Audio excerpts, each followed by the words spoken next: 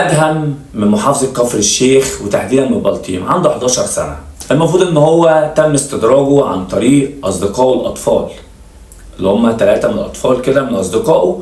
المفروض أخدوه عشان خاطر يلعب معاهم في أحد يعني المنازل بتاعت حد من صحابه.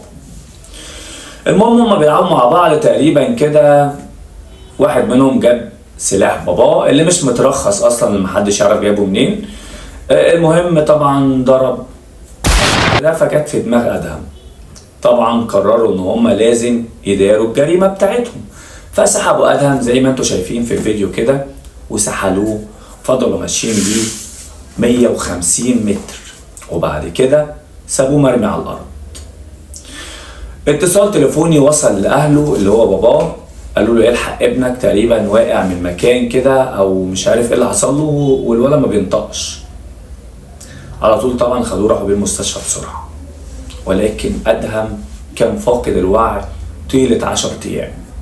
لكن كاميرات المراقبة كشفت كل حاجة، كشفت اللي حصل، وبالفعل تم القبض على الراجل ده اللي هو المفروض مقاول، برضه مقيم ببلطيم. طبعا تم القبض عليه بسبب طبعا السلاح اللي كان معاه اللي هو حيازة سلاح بدون ترخيص، وفي نفس الوقت طبعا بسبب جريمة القتل اللي حصلت اللي هو ابنه عمل كده. طبعا عشان يداري الواقع بتاعتهم فالاطفال سحبوا الولد وجروه. طبعا الطب الشرعي اثبت ان يعني في كسر في الجمجمه وفي تهشم في بقيه يعني الجسم، ومن الاخر كده الولد كان متدمر حرفيا. للاسف الشديد ادهم اتوفى، اتقتل بطريقه بشعه على ايد اطفال زيه، لان مفيش توعيه مفيش تربيه.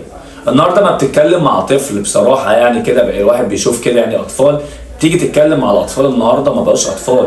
ممكن يتكلم يجيب بقه عند قفاه، ممكن يتكلم معاك بطريقه يثبت لك ان انا خلاص انا كبرت، اتعامل معايا كاني كبير. بس طبعا يوم هتغلط فيه او تضربه او تعمل اي حاجه مش هتتشكر لانك بتضرب عيل صغير.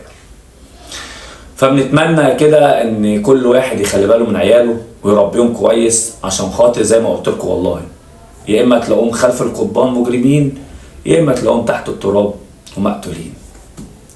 سلام.